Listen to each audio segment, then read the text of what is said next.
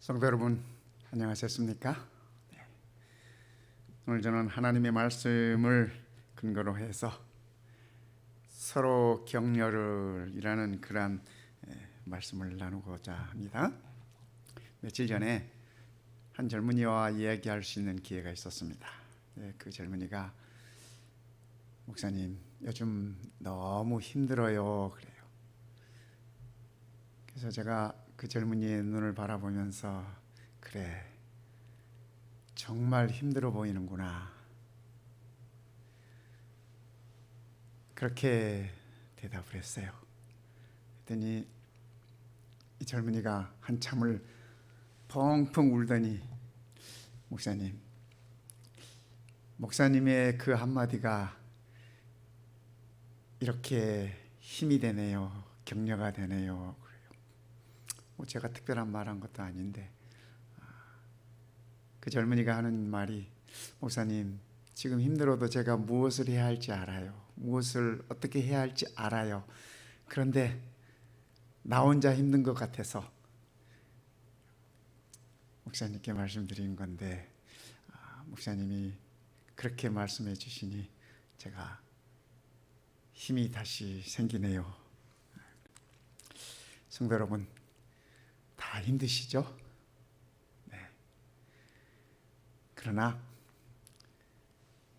우리를 격려해 주시는 분이 계시고 또 우리를 격려해 주는 성도들이 계심을 기억하시기 바랍니다. 이 그림이 어떻습니까? 이 사진이 이 한국의 프로야구 선수들인데 이 투수와 포수가 이날따라 이 투수가 공이 잘 안 던져졌던 모양입니다. 투수가 다가와서 힘내자 할 수 있어, 지금 그렇게 서로 위로하고 있는 그런 모습입니다. 요즘 현대인들이 참 많이 지쳐 있어요. 많이 피곤해합니다. 많이 피곤해요. 재택근무하느라고 힘들어하고 여러 가지로 재택근무하다 보니까 요즘 젊은이들의 표현을 빌리면 농땡이를 피울 수가 없고 회의도 더 많고 그래서 스트레스가 더 많답니다. 참 모두가 다 힘들어한 이때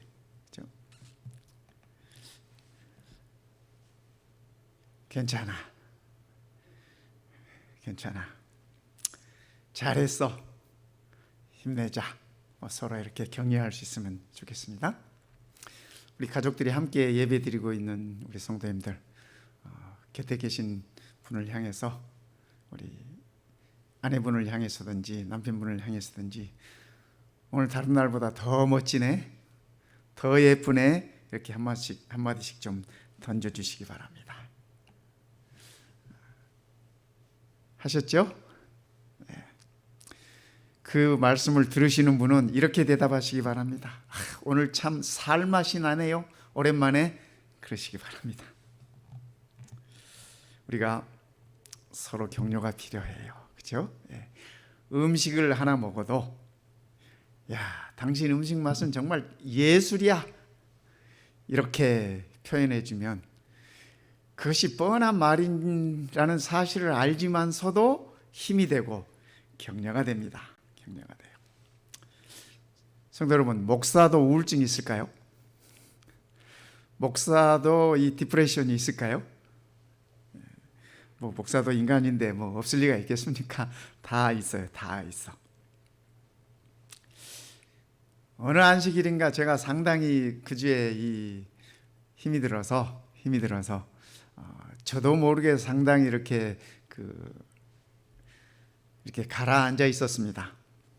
그런데 안식일 아침에 한 여집사님이 들어오시면서 제게 툭 이렇게 한마디 던지자요. 목사님의 미소에 큰 힘이 되고 위로가 됩니다, 그러세요. 제가 정신이 번쩍 들었습니다. 정신이 번쩍 들었어요. 나는 지금 가라앉아 있는데 우리 집사님은 가라앉아 있는 제 모습에서 힘을 느낀다고 하니 내가 정신 차려야 되겠구나. 정말 한순간 안개가 걷히고 햇빛이 쏟아지는 것 같은 그러한 순간이었습니다.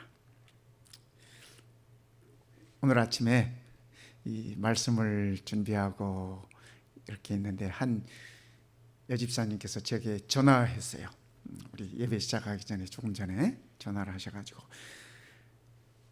아주 감격스러운 목소리로 이렇게 말씀하세요. 목사님, 햇빛이 비쳐요. 목사님, 햇빛이 비쳐요. 그 음성 속에 기쁨이 가득 들어있었어요. 그 음성 속에 환희가 있는 것을 제가 느꼈어요. 그분의 그 음성 속에 감동이 있는 것을 느꼈습니다. 그래요. 우리 햇볕 못 본 지가 한 주일 됐잖아요. 그죠? 저 시애틀에 사는 사람들은 어떻게 사는지 모르겠어요. 겨울이면 내내 해도 못 보고 몇 달씩 산다는데, 그죠? 우리는 이 북가주의 맑은 하늘에서, 그죠? 늘 맑은 하늘을 보다가 일주일만 하늘을 못 봐도 참 이렇게 답답한데.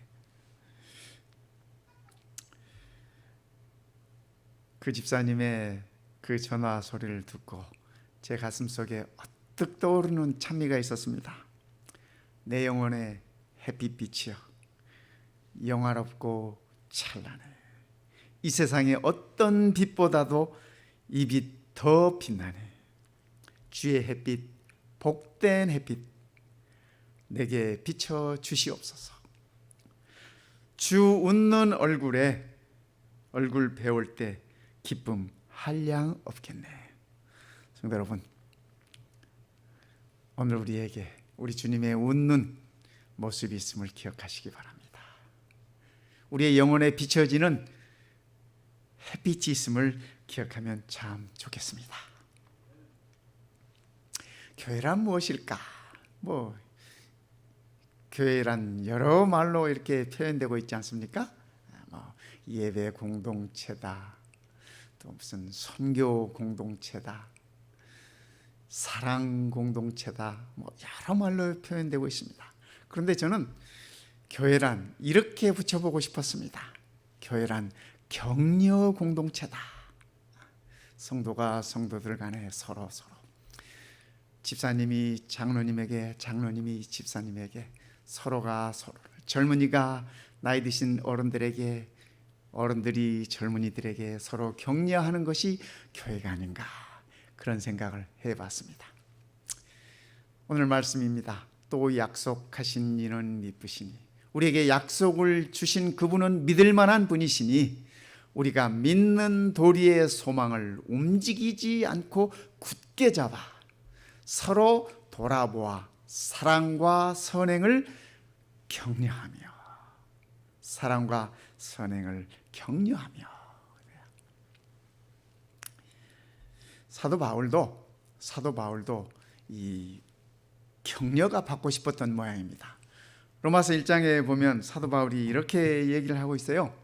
내가 너희 보기를 심히 원하는 것은 무슨 신령한 은사를 너희에게 나누어 주어 복음을 너희에게 나눠주고 너희를 견고케 하려 함이니, 이는 곧 내가 너희 가운데서 너희와 나의 믿음을 인하여 피차, 서로 그 말입니다, 피차 아니함을 얻으려 함이라.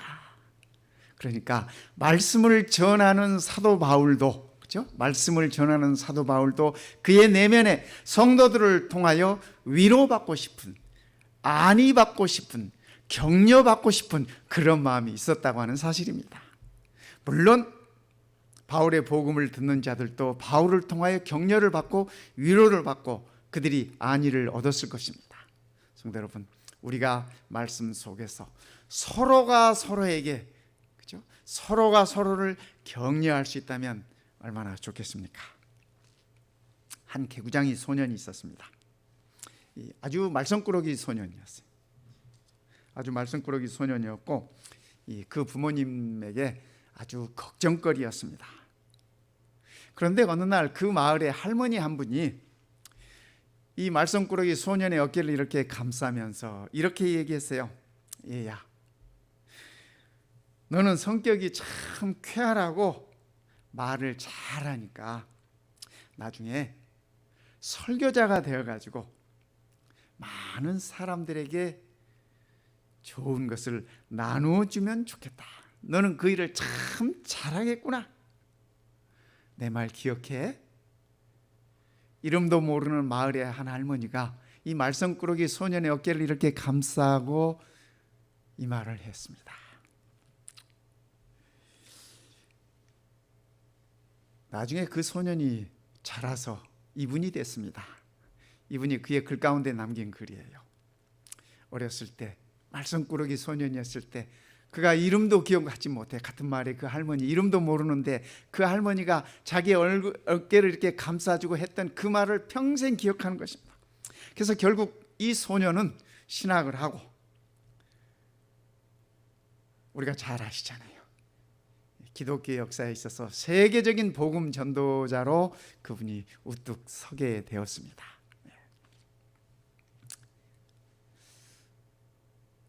혹시 이 모습을 기억하는 분들이 계실지 모르겠습니다. 우리 나이 드신 어른들 가운데 혹시 아마 저보다도 조금 위에 계신 분들은 더 잘 기억하리라고 여겨집니다. 1973년입니다. 제가 대학 1학년 때입니다. 서울의 여의도 광장에서 그분이 오셔서, 그죠? 그분이 오셔서 이 대전도 집회를 했습니다. 제 기억에 그때가 5월 마지막 날이었던 것 같은데, 5월 30일이었던 것 같은데, 여의도 광장에 가가지고 그때 한국 기독교의 유명하신 우리 한경직 목사님이 사회를 보시고 이분의 말씀을 김정한 목사님이라는 분이 이렇게 통역을 하시고 그랬습니다. 저도 그 현장이 가보고 싶었습니다. 그래서 이 태릉에 있는 학교에서 출발해서 여의도까지, 그 당시에는 뭐 요즘처럼 교통이 좋지도 않을 텐데 여의도까지 가서 저 현장에서 그분의 말씀을 들었던 기억이 납니다.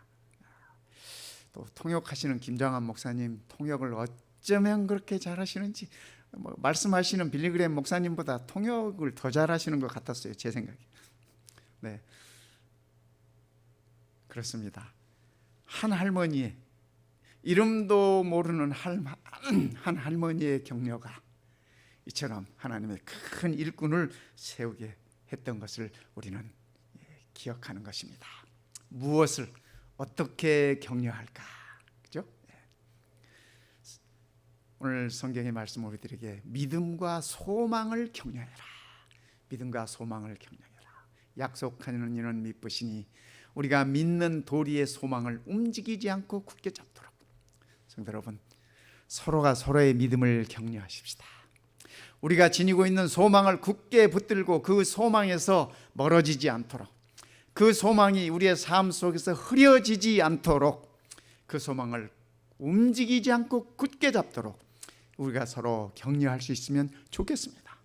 그 약속을 주신 분은, 그 소망을 주시는 분은 우리가 가장 믿을 만한 그러한 분이기 때문에 그렇습니다.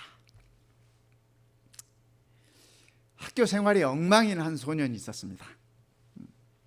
이 소년은 이 거짓말에 능수능란하고 그다음에 친구들을 속이는데 도 같았어요.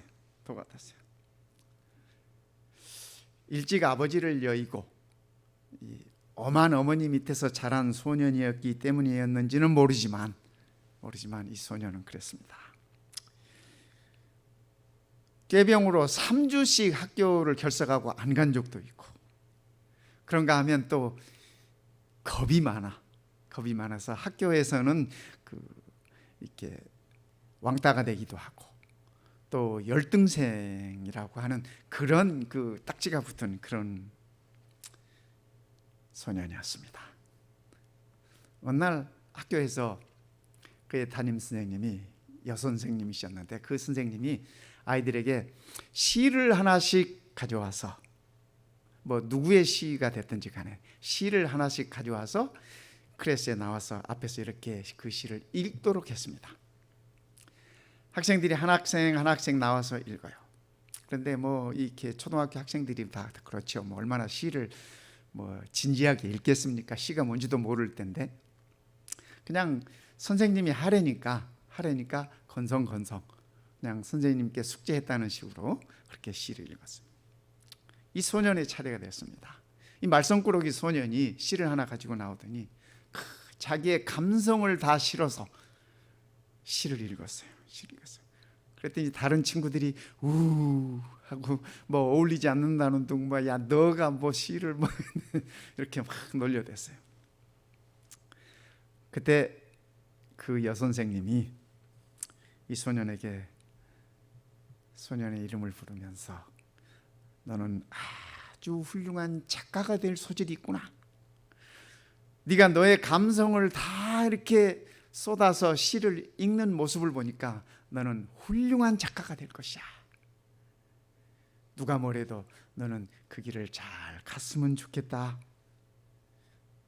이 소년은 그때부터 문학 소년의 꿈을 키웠습니다. 그가 바로 이 프랑스의 유명한 작가, 세계적인 작가, 노벨 문학상도 받은 앙드레 지드라는 분입니다. 우리에게 있어서는 좁은 문이라고 하는 그 작품으로 잘 알려져 있는 그런 작가입니다. 그가 소년 때, 초등학교 때 한 여선생님, 담임을 맡았던 그 여선생님의 격려로 우리 세계는 앙드레 지드라고 하는 유명한, 그야말로 유명한 작가를 얻게 되었던 것입니다. 무엇을 어떻게 격려할까? 그렇죠? 오늘 성경은 우리들에게 말합니다. 사랑과 선행을 격려하라고. 사랑이 없으면 선행이 이루어지지 않습니다. 그렇죠? 베푸는 선행들, 그 어떤 선행들이라도 사랑이 먼저 전제될 때 그것이 이어지는 것입니다. 서로 돌아보아 사랑과 선행으로 격려해라. 성도 여러분, 오늘 우리 주님께서 우리에게 말씀하십니다. 너희가 사랑으로 서로 돌아볼 뿐더러 사랑으로 서로 선행을 함으로 격려가 되도록 하라고요. 그래서 우리 예수님께서도 이 본을 보여주셨어요. 모본을 보여주셨어요. 마태복음 26장에 보면 예수님께서 십자가에 달리시기 전에, 골고다의 길을 가시기 전에 시몬의 집에서 잔치가 열렸습니다. 근데 그 시몬의 집에 잔치에 한 여인이 옵니다. 우리가 그 여인이 누군지 다 잘 아시죠? 여인이 와서 옥합을 깨뜨리고 그 향유를 가지고 예수님의 발을 이렇게 씻겨 드렸습니다. 그랬더니 옆에 있는 제자들이 또 유다도 이 여인을 비난하고 돈 아깝게 뭐 하는 짓이냐 하면서 이 여인을 아주 난처하게 했습니다.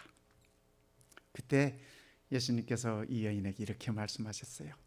예수께서 아시고 제자들이 그렇게 이 뒷담화하는 거 아시고 저희에게 이르시되 너희가 어찌하여 이 여자를 괴롭게 하느냐? 너희가 어찌하여 이 여자를 괴롭게 하느냐?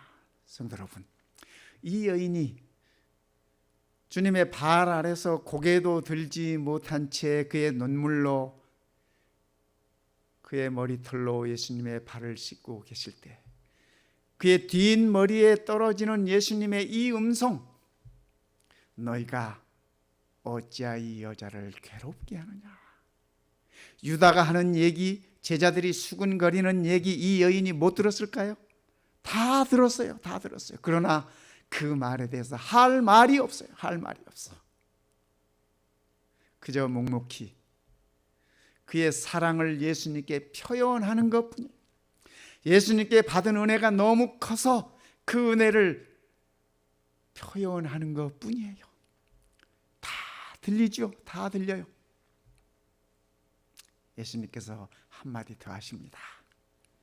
저가 내게, 이 여인이 내게 좋은 일을 하였느니라.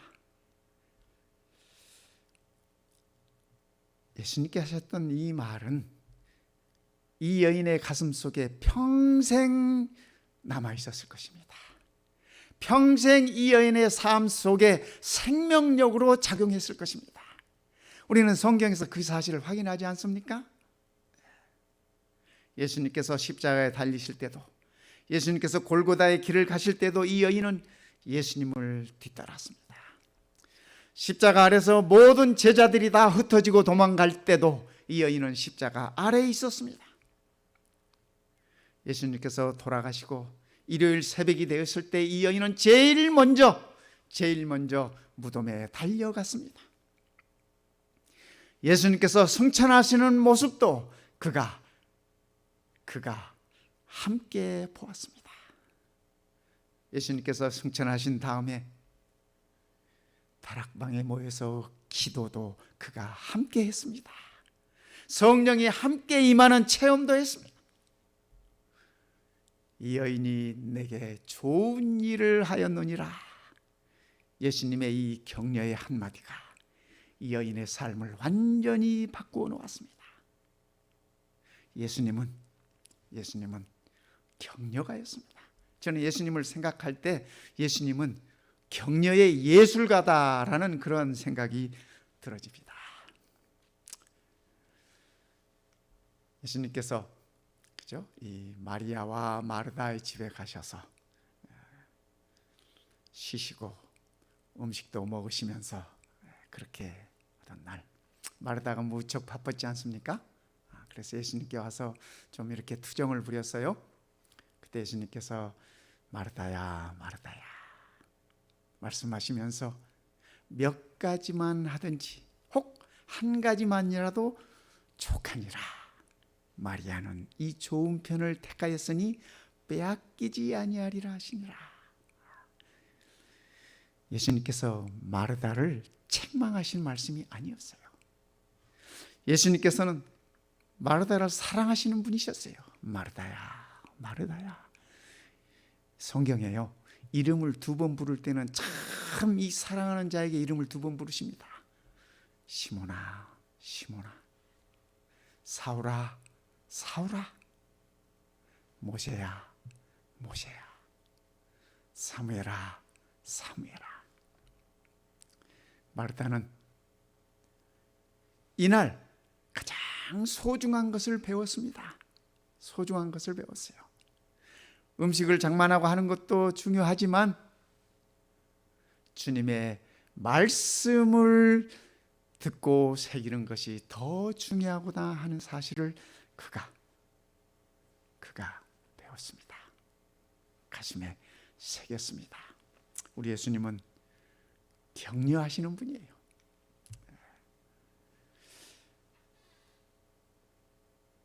남경민이라고 하는 시인이 이런 시를 썼어요. 내가 누군지 몰라서 힘들고 지칠 때, 자존감이 바닥을 쳐서 토닥토닥 위로가 필요할 때, 인생이 꼬이고 꼬여서 어떻게 풀어나가야 할지 모를 때, 우리도 이럴 때들이 있죠. 우리에게 가장 필요한 것은 우리가 누군지를 알려주는 힘이 나는 예수님의 격려. 이분은 예수님의 격려의 힘을 아시는 분인 것 같아요. 그래서 정말 내가 누군지도 모르고 힘들고 지칠 때, 자존감이 바닥을 쳐서 정말 누구라도 와서 어깨라도 한번 두들겨 주면서 위로가 느껴질 때, 필요할 때, 정말 삶이 꼬이고 꼬여서 어디서부터 풀어야 할지를 모르고 고민할 때, 그때 가장 필요한 것이 예수님의 격려 한마디였다고 그는 그렇게 고백하고 있습니다. 어때요, 성도 여러분? 서로 어깨동무하면서 함께 갑시다. 우리 그런 복음성가도 있지 않습니까? 함께 갑시다. 내 아버지 집. 제가 어렸을 때부터 참 많이 불렀던 노래예요. 근데 요즘 점점 그 아주 어렸을 때 불렀던 그 노래가 좋습니다. 좋아요. 우리 성도님들과 더불어서 함께 가고 싶어요. 우리 아버지 집에. 그렇지 않습니까? 네. 그러기 위해서 오늘 또 화이팅. 그렇죠? 네, 오늘 또 화이팅. 힘내세요. 우리 TV 앞에서 함께 예배드리는 우리 성도님 여러분들, 서로 바라보면서 화이팅 한번 하시기 바랍니다. 화이팅.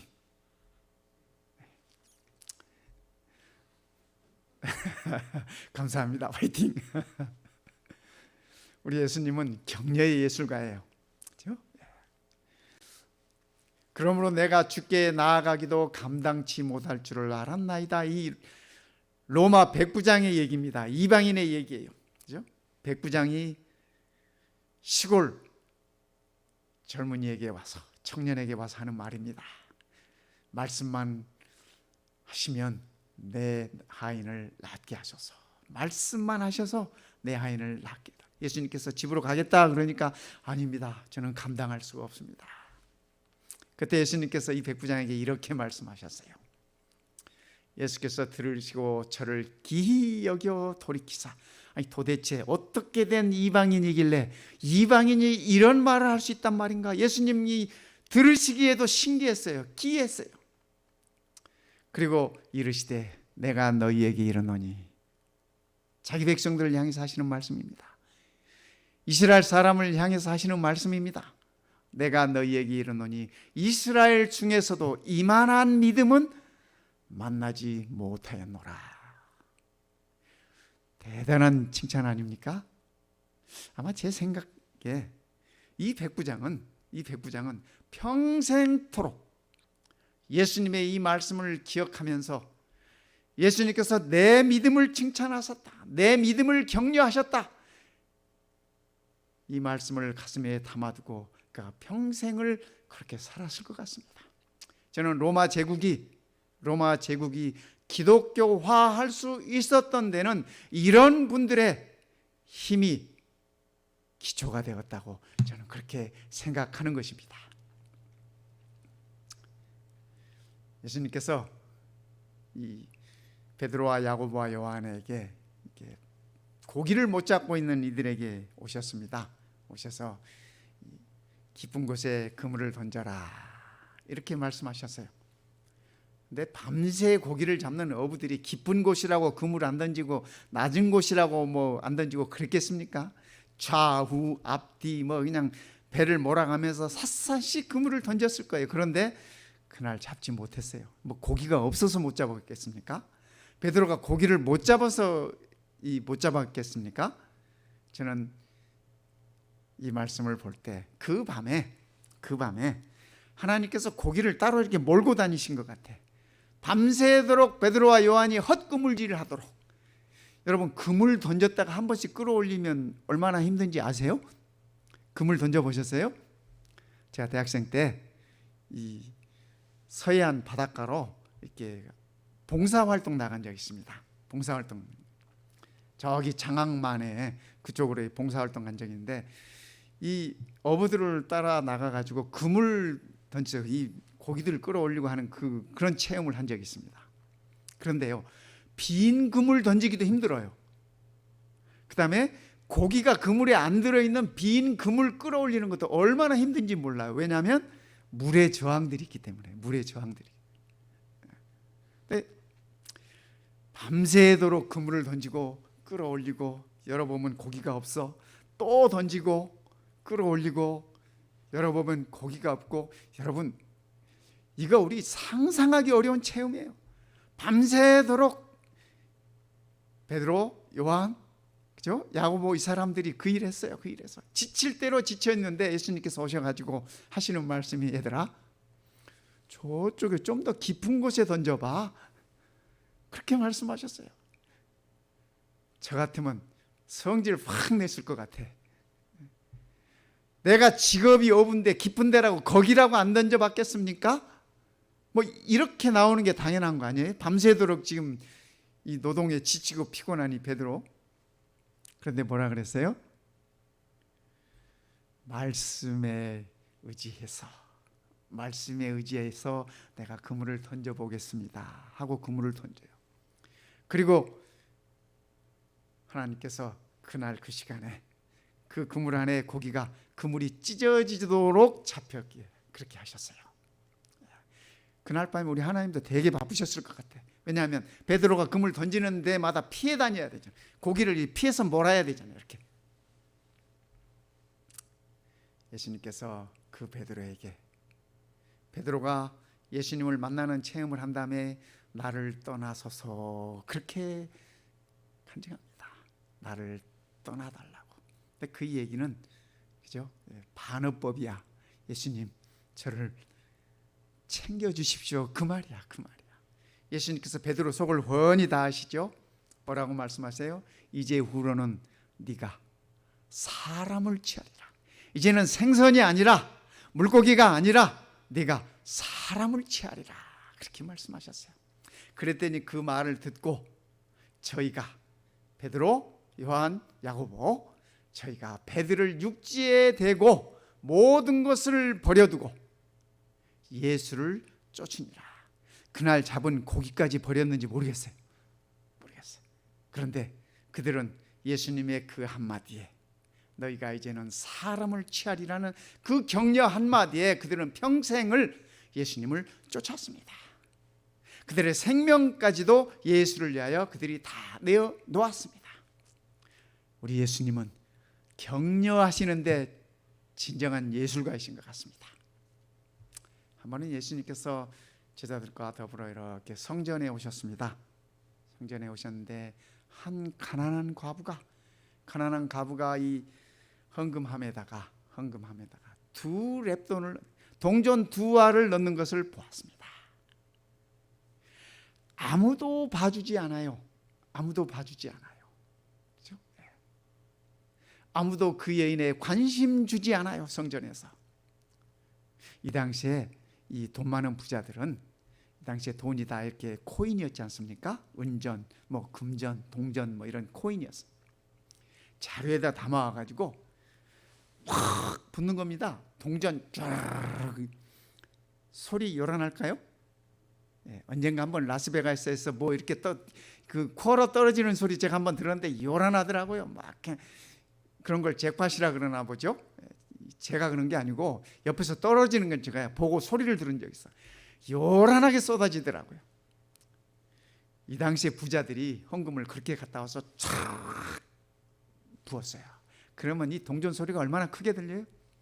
그러면 성전에 왔던 사람들이 와, 저 사람 부자구나. 저 사람 헌금을 이렇게 많이 내는구나. 이러고 다 부러워하는, 다 존경하는 거야. 그러니까 그렇게 했어. 그런데 이 가난한 과부는, 그죠? 누가 봐도 창피해. 그래서 넣었는지 안 넣었는지 모르게 살짝 동전 두 입 떨어뜨리고 가는 겁니다. 그런데 그것을 누가 봤어요? 예수님께서 보셨어요. 그리고 하시는 말씀이, 내가 참으로 너희에게 말하노니, 그날 성전 안에 있었던 제자들을 비롯해서 예수님의 뒤를 쫓아다니던 바리새인들, 서기관들, 그죠? 사두개인들을 향해서 하시는 말씀입니다. 내가 참으로 너희에게 말하노니 이 가난한 과부가 모든 사람보다 많이 넣었도다.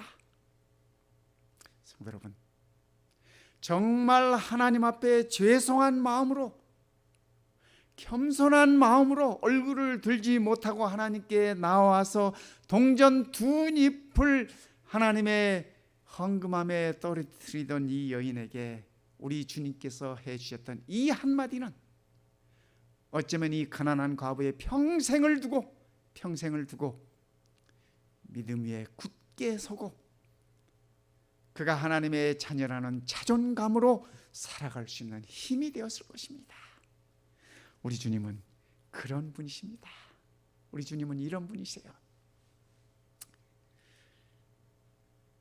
중풍병자를 데리고 온 친구들 4명 있지 않습니까? 친구들이 지붕을 뚫고, 예수님께 나아갈 수가 없으니까 사람이 많아서 지붕을 뚫고 자기 친구들을 이렇게 줄에다 이렇게 매달아서 이렇게 내려놨어요. 저는 이 모습을 생각하면 참 재밌는 생각들이 들어요. 그 이스라엘 사람들의 집을 보면은 이렇게 우리처럼 이런 기와가 있는 집이 아니에요. 이렇게 편편한 프레치입니다. 그래서 그 지붕으로 이렇게 내리기 위해서 지붕을 뚫었을 거예요. 근데 거기에 뭐 석회 같은 거 이렇게 뿌려놓고 뭐 이렇게 하니까. 근데 그 지붕 뚫고 할 때 위에서 먼지가 막 떨어지고 막 이러지 않았겠습니까? 요즘 뭐 이 재 때문에 막 이렇게 먼지들이 많은데. 근데 예수님께서 개의치 않고 그 자리에서 말씀을 하시고 이렇게 하셨어요. 왜 그랬을까요? 예수님께서 기다리신 것 같아요. 기다리신 것 같아요.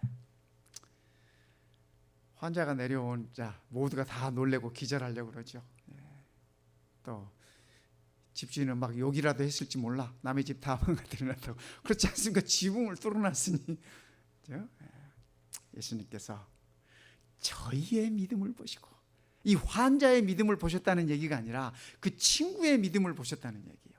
저희의 믿음을 보시고 중풍병자에게 이르시되 소자야 내 죄 사함을 받았느니라.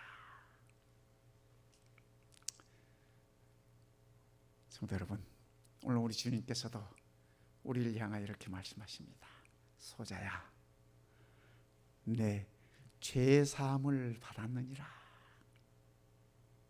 여러분, 예수님께서 말씀하셨잖아요. 이 중풍병자에게 네 자리를 들고 가라, 이 말보다 이 말이 쉽겠느냐? 내 죄가 용서함 받았다는 말이 쉽겠느냐? 예수님께서는 그 순간에도 이 중풍병자를 배려하셨어요. 중풍병자가 가만히 있어도, 예수님의 말씀만 들어도 그 병이 낫는 거예요. 오늘 우리가 건강 때문에 어려움을 겪는 사람들이 있습니까? 오늘 우리가 경제 때문에 어려움을 겪는 분들이 계십니까? 그죠? 오늘 우리가 우리의 자녀들 때문에 어려움을 겪는 분들이 계십니까? 이런 일들을 겪을 때마다 우리는 생각해요. 아이고, 내 죄 때문에 이런 거 아닌가? 특히 부모들은 더 그래, 자녀들을 보면. 그렇죠? 네. 그런데요, 우리 주님께서 말씀하십니다. 소자야 내 죄 사함을 받았느니라. 오늘 우리에게 있어서 우리 주님께서 하시는 죄 사함이 오늘 우리가 당하는 그 어떤 문제보다도 소중한 문제라고 하는 사실을 기억하시기 바랍니다. 우리의 생명이 다한다 할지라도 죄 때문에, 그렇죠? 건강 때문에 우리가 생명을 잃는다 할지라도 죄 사함을 얻은 우리는 영원한 생명이 있음을 기억하시기 바랍니다. 부활이 있음을 기억하시기 바랍니다. 성도 여러분, 격려는 그렇기 때문에 생명력을 일깨우는 새벽 이슬이다. 저는 이렇게 오늘 말씀을 결론을 내고 싶습니다. 예수님께서 우리를 격려해 주셨듯이 우리가 서로가 서로를 격려하면서 믿음 위에 굳게 서기를 바랍니다. 사랑과 선행으로 서로 격려하시기를 바랍니다. 격려는 내 안에 잠들어 있는 나의 생명력을 일깨워주는 새벽 이슬이라고 하는 말씀입니다. 새벽 이슬은요, 그죠? 모든 생물들을 깨어나게 만듭니다. 모든 식물들을 잠에서 깨어나게 합니다. 오늘 하나님께서 우리를 위하여 주시는 이 격려가 오늘 우리 모든 성도님들의 영적인 생명력을 일깨우는 그러한 격려가 되시기를 간절히 바랍니다. 하나님께서 이 한 주일도 우리 모든 성도님들 그리고 우리 모든 가정마다 그의 격려로 가득 채우시기를 이 시간에 간절히 바랍니다.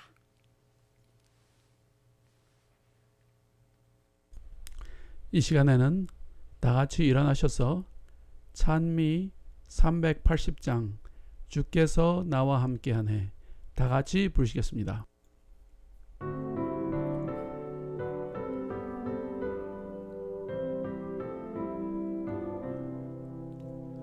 주께서 나와 함께하네 넘어질 때와 두려울 때 날 도와주며 위로하네 꼭 필요할 때에 주 함께 하시네 꼭 필요할 때에 예수님 나를 지키시네 꼭 필요할 때에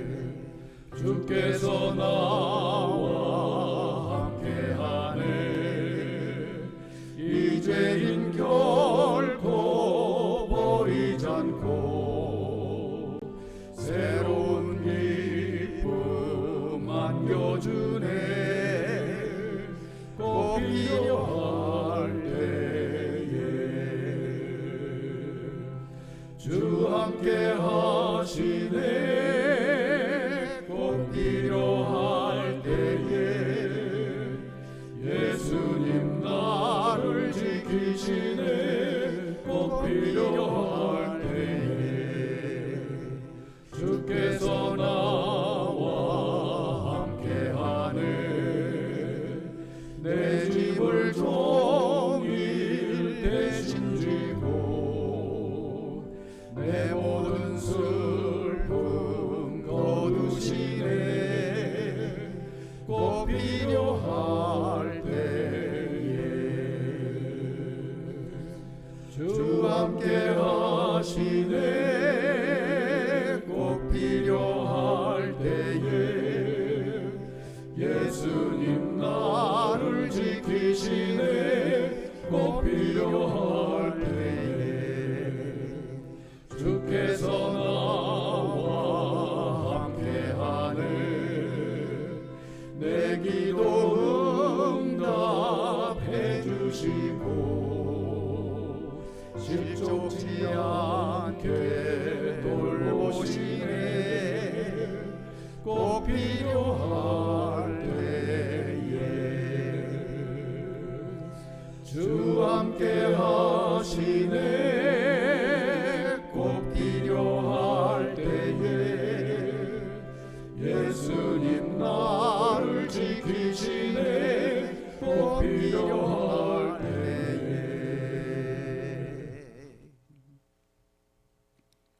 이제는 우리 아버지의 사랑과 예수님의 은혜와 성령 하나님의 감동하심이 우리 모든 성도들의 삶에 함께 하옵시기를 우리의 진실된 격려자 되시는 우리 주님 예수님의 이름으로 간절히 축원하옵나이다. 아멘.